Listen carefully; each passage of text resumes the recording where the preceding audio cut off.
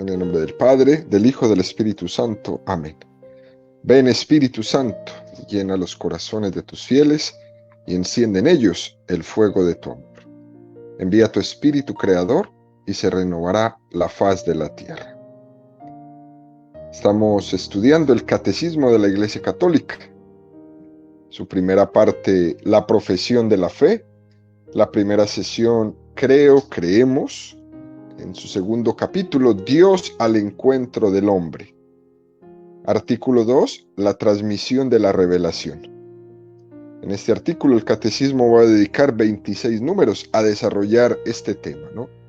En el tercer apartado el catecismo va a dedicar 12 números, del número 84 al número 95, a diferentes temas, ¿no? La interpretación del depósito de la fe, el depósito de la fe confiado a la totalidad de la Iglesia, el magisterio de la Iglesia, los dogmas de la fe, el sentido sobrenatural de la fe y el que propiamente nos corresponde el día de hoy, después de que la semana pasada dedicamos toda la semana a estudiar los temas que acabo de mencionar. El que nos correspondería el día de hoy es el crecimiento en la inteligencia de la fe. Con estos dos números prácticamente terminaríamos la exposición de los tres apartados del artículo 2 sobre la transmisión de la revelación divina. Hemos hablado bastante sobre este tema. Recordemos que vimos el apartado primero, la tradición apostólica, en el apartado segundo, la relación entre la tradición y la Sagrada Escritura, y en el apartado tercero, la interpretación del depósito de la fe. Como vemos, esta estructura que el catecismo usa para ir llevándonos, ¿no? Para ir explicándonos la fe, es una manera muy pedagógica, tan pedagógica como esta manera pedagógica de Dios de revelarse, ¿no? No nos tira todo así de un solo, sino que nos va llevando para que nuestra comprensión vaya siendo cada vez más profunda, pero gradual. Número 94 del Catecismo de la Iglesia dice: gracias a la asistencia del Espíritu Santo, la inteligencia, tanto de las realidades como de las palabras del depósito de la fe, pueden crecer en la vida de la Iglesia. Interesante este punto pequeño, pero muy profundo. Las cosas en las que creemos, las creemos desde siempre. Pero es verdad que en 2000 años de fe podemos ir comprendiendo la fe de una manera mucho más profunda. Es decir, tenemos el privilegio de que los católicos del siglo XXI tenemos una comprensión de la fe mucho más profunda de aquella comprensión de la fe que tuvieron los cristianos hace 1500 años. Nosotros no tenemos ese don, ¿no?, que tuvieron los apóstoles de ser testigos directos de la resurrección de Jesús, de que Jesús se les hubiese aparecido después de resucitado o de haber participado en la cena del Señor cuando entregó la Eucaristía. Nosotros no tuvimos ese privilegio de la iglesia primitiva, ¿no?, de conocer a Jesús directamente. Pero nosotros tenemos otro tipo de privilegio, y es que durante 2000 años el Espíritu Santo ha ido poco a poco, cada vez dándonos un conocimiento mucho más profundo de la verdad revelada. Esto quiere decir que nosotros creemos lo mismo que creyó un católico en el siglo III. Pero es verdad que creyendo lo mismo que creyó ese cristiano, ese católico en el siglo III, es posible que nosotros hoy, en el siglo XXI, tengamos un grado de comprensión mucho más profundo que el que tuvo ese católico en el siglo III. Por ejemplo, un cristiano, un católico en el siglo III, creía lo mismo que nosotros, pero se hubiera quedado fascinado de ver cómo, por ejemplo, este catecismo de la Iglesia Católica que tú y yo tenemos hoy en día en nuestra mano existe. En el siglo III lo tenía mucho más abreviado, ¿no? Se hubiera quedado impresionado de ver cómo en 2000 años el Espíritu Santo ha ido guiando bajo la promesa que hizo a los apóstoles. Yo os enviaré al Espíritu Santo y Él la llevará a buen término. Él os explicará todo lo que yo os he enseñado. Por lo tanto, hay como una fidelidad a lo enseñado y un crecimiento en lo enseñado. El Espíritu Santo se ha encargado durante 2000 años de esto. No creemos en cosas diferentes a lo que creía un católico en el siglo 3, 5, 7, 9, 11, 12, 15, no. Creemos en lo mismo, pero hoy tenemos un privilegio especial. Se nos ha ido explicando, ¿no? Bajo la acción del Espíritu Santo, que ilumina a hombres y mujeres en momentos históricos especiales, les ha ido iluminando para poder entender mejor la revelación. Nos podríamos preguntar, ¿no? ¿Cuándo existe ese crecimiento en la comprensión del depósito de la fe? Y el catecismo, pues, nos coloca 3 situaciones interesantes.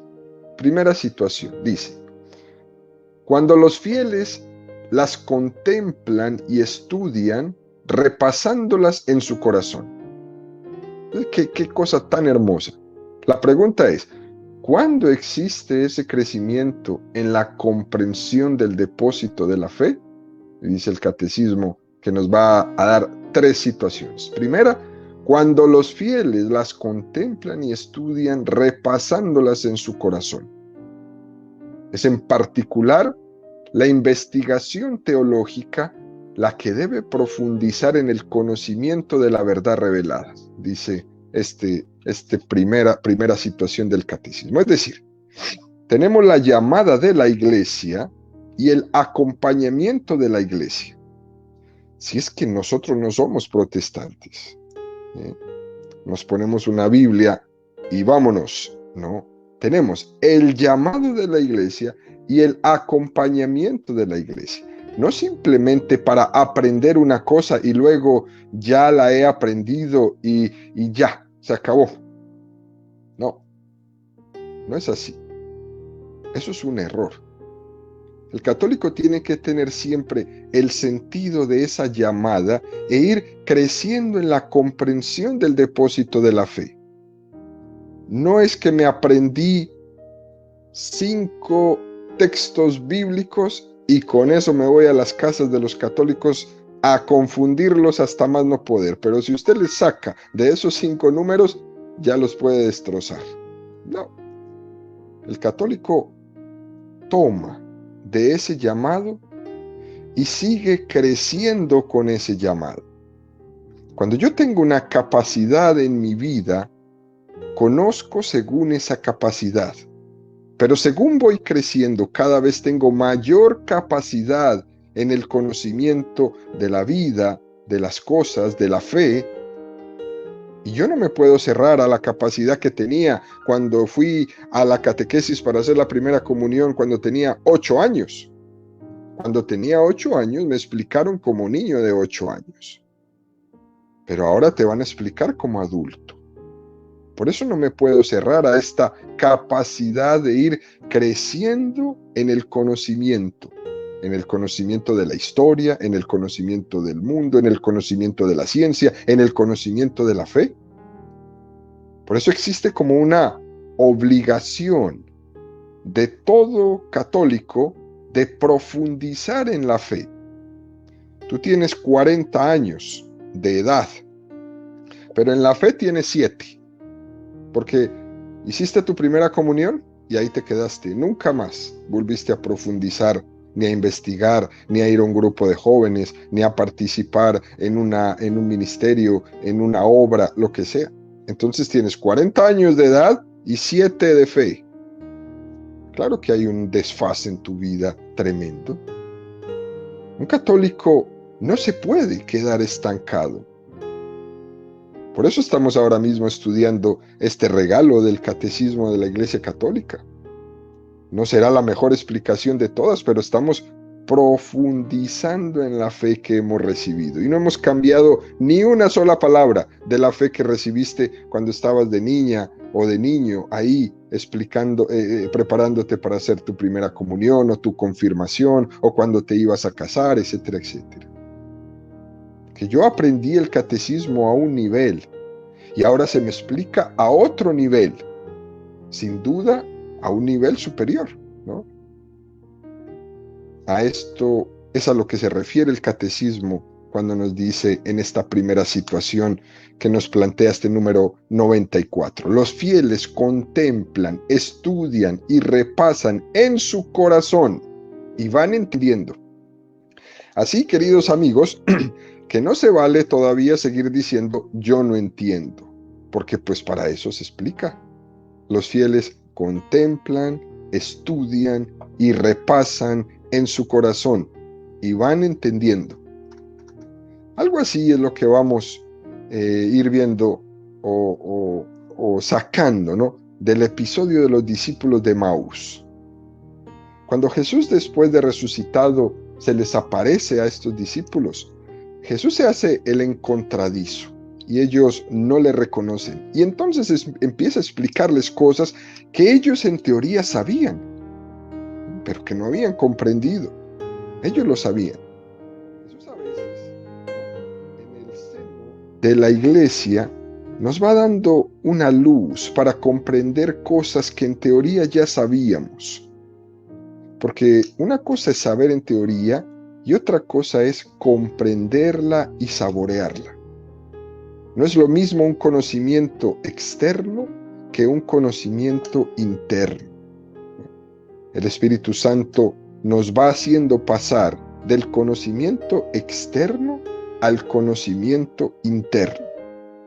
Pero también la investigación de los teólogos, del magisterio de la iglesia, de nuestros obispos, nos lleva a profundizar en el conocimiento de la verdad revelada.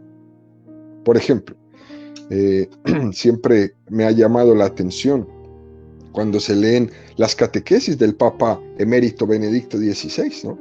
Estas exégesis de este gran hombre y gran pensador de la iglesia, su conocimiento. Cómo estos sabios que tiene la iglesia, con todo ese conocimiento, nos hacen entender los textos bíblicos y uno comprende con mayor exactitud lo que quiere decir la Sagrada Escritura. Pero sin esas cabezas, sin esas lumbreras, sin esos hombres y mujeres iluminados por el Espíritu Santo, con una comprensión y un conocimiento no solamente de cuestiones religiosas, sino un conocimiento de cultura general amplísimo, nos van llevando de la mano para que comprendamos de una manera más exacta lo que nos ha querido decir Dios en su revelación. Vemos cómo comprendo mejor la Sagrada Escritura porque por esas explicaciones ilumina mi vida y veo que cosas que acontecen en mi vida empiezan a estar iluminadas desde la palabra de Dios. Todo esto es importante, todo. Y esto no quiere decir que para ser un buen cristiano haya que ser un doctor, un teólogo. No. No quiere decir eso. Porque también un teólogo se puede desviar cuando no estudia la teología de la mano de la iglesia. Dicen los teólogos, incluso una expresión del Papa Juan Pablo II, la teología se tiene que estudiar de rodillas. Cuando se hace teología solo por calentar la cabeza, solo por saber cosas, cuando uno se separa del magisterio de la iglesia, entonces se enfría el corazón. Y cuando se enfría el corazón, ya no hay nada que hacer. La teología se estudia de rodillas. Y el catecismo nos remite aquí en este punto a una pequeña parte del Concilio Vaticano II en el documento Gaudium et Spes, en el número 62. Fíjense lo que dice de una manera muy bonita. Los teólogos, guardando los métodos y las exigencias de la ciencia sagrada, están invitados siempre a buscar un modo más apropiado de comunicar la doctrina a los hombres de su época. Porque una cosa es el depósito de la fe, o sea, sus verdades, y otra cosa es el modo de formularlas, conservando el mismo sentido y el mismo significado. Es una invitación preciosa, ¿no? Estas palabras incluso fueron pronunciadas por el Papa Juan XXIII en la homilía de apertura del Concilio Vaticano II en 1962. Una cosa es el depósito de la fe o las verdades, y otra el modo de formularlas, que podemos siempre estar buscando cómo formularlas mejor para que los hombres de nuestro tiempo nos las entiendan mejor, pero siempre conservando a toda costa el mismo significado. Estamos en una época de los medios de comunicación del sensacionalismo, ¿no? Hoy día puede ser 15 minutos de fama alguien que diga una tontería que nadie otro lo haya dicho, ¿no? Y se hace famoso 15 minutos y después desaparece. Por eso hay algunas personas, lastimosamente, que una vez que dijeron una tontería, tuvieron sus 15 minutos de fama y como no quieren desaparecer, siguen y siguen y siguen diciendo tontería tras tontería. Ese afán de sensacionalismo también ocurre en la iglesia algunas veces. Y por eso escuchamos, pues, algunos que son muy atrevidos y se atreven a formular las verdades de la fe de nuevas maneras, pero erróneamente. Quizás pudieron haber querido tener una intención buena de formular con palabras un poco que se puedan entender, pero cambiaron todo el significado. Puede existir esto, y de hecho existe. Ese riesgo de querer presentar alguna verdad de fe de otra forma sin tener el suficiente cuidado en la manera correcta como se formule para que se conserve el sentido y el significado. Si se cambia el sentido primero, se desvirtúa y se cae en el error. Y no queremos eso. Por esta razón, queridos amigos, existe el don del Espíritu Santo, para que la iglesia cada vez vaya comprendiendo mejor lo que fue el depósito de la fe que Jesús les transmitió a estas manos de barro. Y no solamente porque el Espíritu Santo actúa en la iglesia, sino porque el propio progreso cultural, el propio progreso científico también nos ayuda. Por ejemplo, leemos en el mismo documento, ¿no?, en la Gaudium et Spes, pero en el número 44 dice: la experiencia del pasado, el progreso científico, los tesoros escondidos en las diversas culturas permiten conocer más a fondo la naturaleza humana, abren nuevos caminos para la verdad que aprovechan también a la iglesia. Ella desde el comienzo de su historia aprendió a transmitir el mensaje cristiano con los conceptos y en la lengua de cada pueblo, y procuró ilustrarlo además con el saber filosófico, y procedió así a fin de adaptar el evangelio al nivel del saber y a las exigencias de los sabios en tanto que es posible.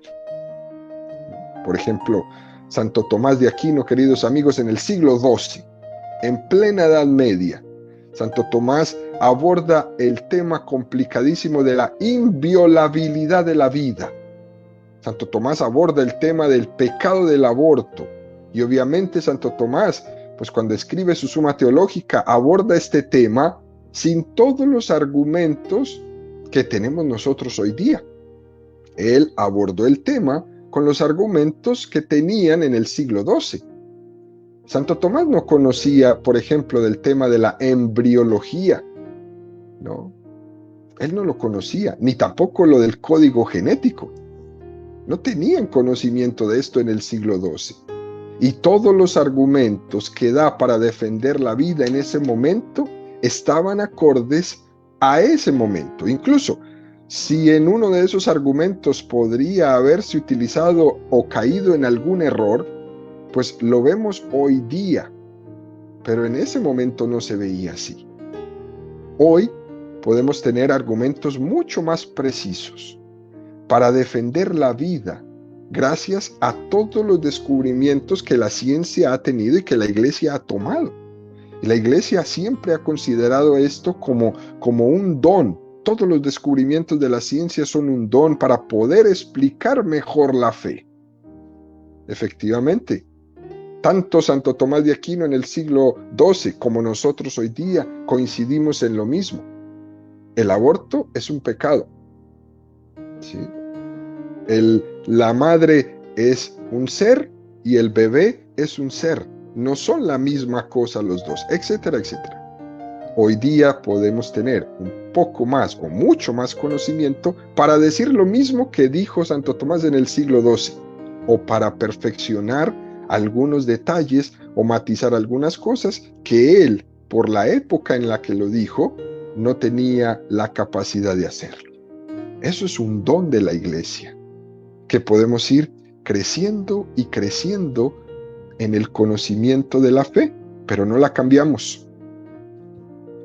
Segunda situación que nos pone el catecismo. También podemos crecer en la comprensión del depósito de la fe, y dice, cuando los fieles comprenden internamente los misterios que viven. La comprensión de las palabras divinas crece con su reiterada lectura. Es decir, esto lo dice San Gregorio Magno en una de sus homilías, ¿no? Él está comentando el texto de Ezequiel 1:7-8. En ese texto, él entiende que otra forma, además de la explicación del magisterio, es nuestra lectura reiterada de la palabra de Dios. Muy importante. La visión de Ezequiel dice: el año 30, el día 5 del cuarto mes, encontrándome yo entre los deportados a orillas del río Quebar, se abrió el cielo y contemplé visiones divinas.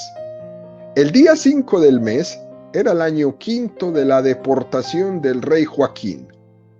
La palabra de Yahvé fue dirigida al sacerdote Ezequiel, hijo de Busí, en el país de los caldeos, a orillas del río Quebar, y allí fue sobre él la mano de Yahvé. Yo miré, vi un viento huracanado que venía del norte, una gran nube con fuego fulgurante y resplandores en torno, y en él y en el medio como el fulgor del electro en medio del fuego. Había en el centro como una forma de 4 seres, cuyo aspecto era el siguiente. Tenían forma humana. Tenían cada uno 4 caras y cuatro alas cada uno. Sus piernas eran rectas y la planta de sus pies era como la planta de la pezuña del buey. Y relucían del bronce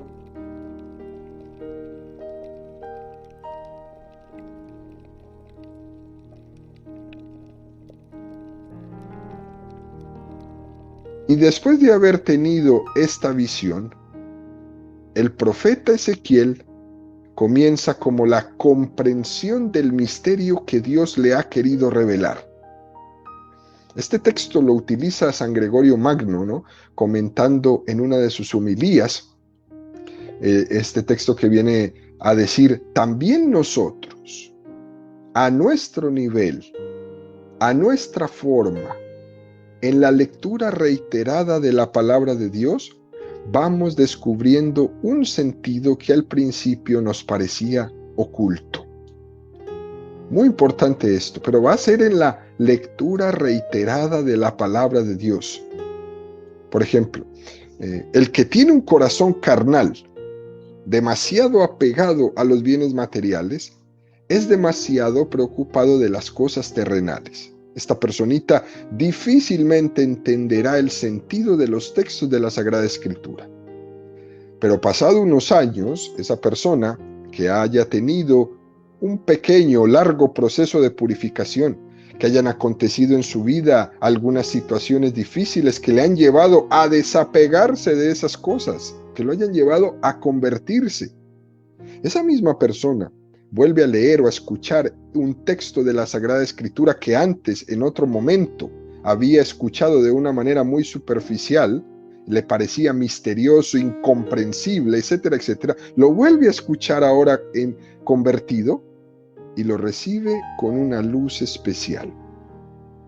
Lo que nos dice San Gregorio Magno es que existe un conocimiento del sentido de la palabra de Dios, que en la medida en que nosotros tengamos esa mayor connaturalidad con Dios, es decir, que nos hayamos vuelto personas un poco más espirituales, vamos a poder entender, vamos a poder escucharle al Espíritu Santo lo que nos está inspirando en esas palabras.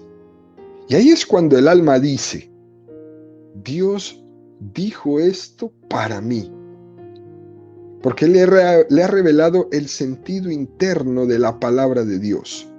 Y como cada vez que la leemos, nos llama nuevamente a la conversión.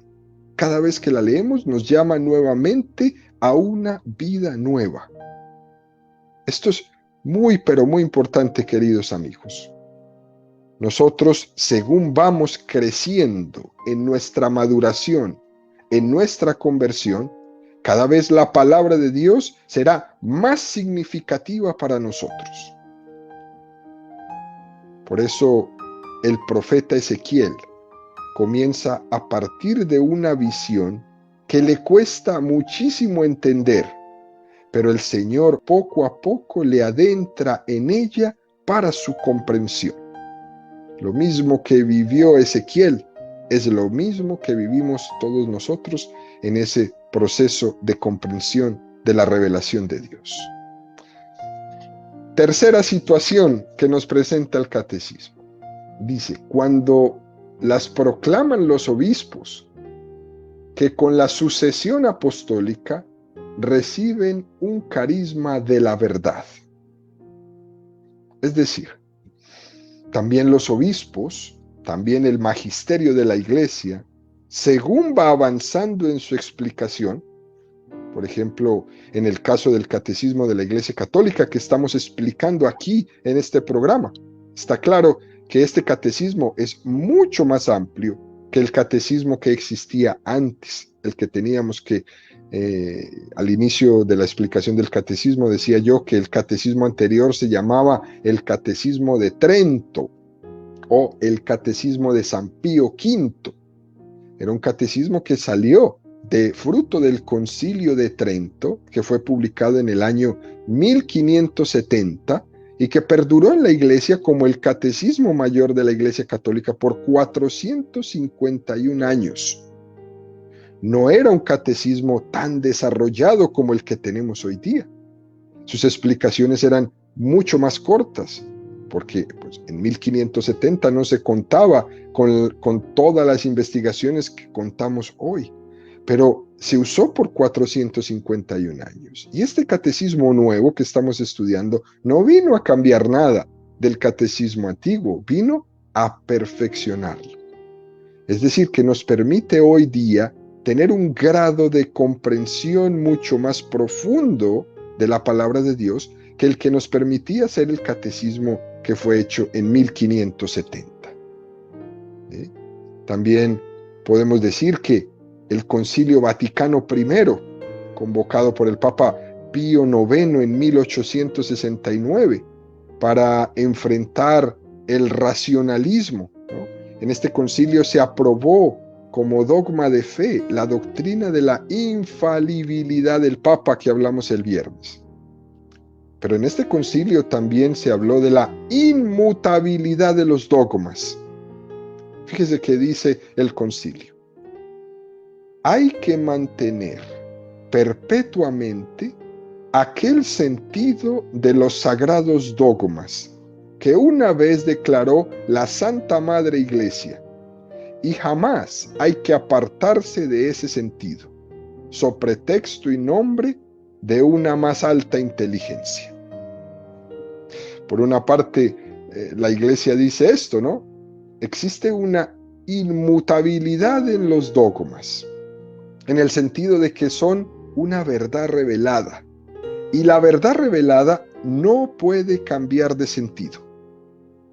Pero al mismo tiempo se dice esto, la Iglesia dice otra cosa que no es contradictoria. Dice que se puede crecer en la comprensión del sentido del dogma. Lo que no puede hacerse es contradecirse. La Iglesia nunca va a contradecir un dogma que fue proclamado. Existe una cita muy hermosa de San Vicente de Lérins, que se suele citar siempre cuando estamos haciendo una catequesis sobre esta inmutabilidad de los dogmas, es decir, que los dogmas no se pueden cambiar. Decía San Vicente de Lérins esto, ¿no? Es característica del progreso el que una cosa crezca permaneciendo siempre idéntica a sí misma. Es propio, en cambio, de la modificación que una cosa se transforme en otra. Y así pues, crezcan y progresen todas las maneras posibles la inteligencia, el conocimiento, la sabiduría, tanto de la colectividad como del individuo de toda la Iglesia, según las edades y los siglos, con tal de que eso suceda exactamente según su naturaleza peculiar, en el mismo dogma, en el mismo sentido, según una misma interpretación. Es un texto precioso de San Vicente, ¿no? Él dice, hay que crecer en el conocimiento del dogma. No podemos decir que la palabra dogma significa que ya sobre esto ya no se puede estudiar, que ya sobre esto no se puede decir nada más, que ya sobre esto es estático. Eso no es dogma. Claro que se puede decir algo más. Claro que se puede estudiar mejor, pero con el cuidado necesario que por estudiarlo mejor no terminemos negándolo o no terminemos contradiciéndonos. Mientras se tenga el cuidado necesario del magisterio de la Iglesia, siempre podemos seguir creciendo en el perfeccionamiento y el conocimiento de la fe. Esto para tenerlo, queridos amigos, muy claro. No es que una cosa se dijo y ya no se puede decir más nada. Siempre se puede decir algo para perfeccionar ese conocimiento, pero no para cambiarlo. Por último, termina el catecismo, esta explicación en el número 95, diciendo algo que ya hemos repetido en otros programas, ¿no? La santa tradición, la sagrada escritura y el magisterio de la Iglesia, según el plan prudente de Dios, están unidos y ligados, de modo que ninguno puede subsistir sin los otros. Los tres, tradición, escritura y magisterio, cada uno según su carácter y bajo la acción del único Espíritu Santo, contribuyen eficazmente a la salvación de las almas. ¿Qué quiere decir esto? Tradición, escritura y magisterio unidos y ligados. Los protestantes solo se quedaron con la escritura. Nosotros tenemos estos tres. Los dos primeros, tradición y escritura, son las fuentes de la revelación.